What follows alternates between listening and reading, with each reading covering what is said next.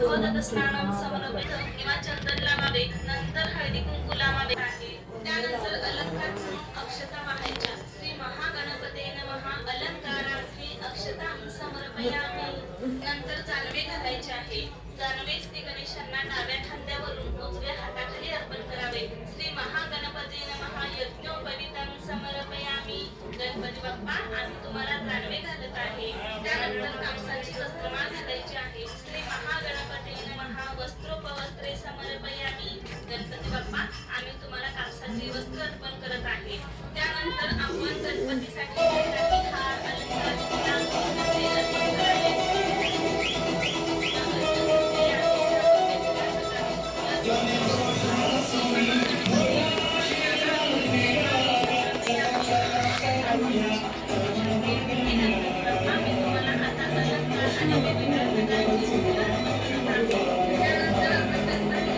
असणाऱ्या दुर्वा अर्पण करायच्या आहे.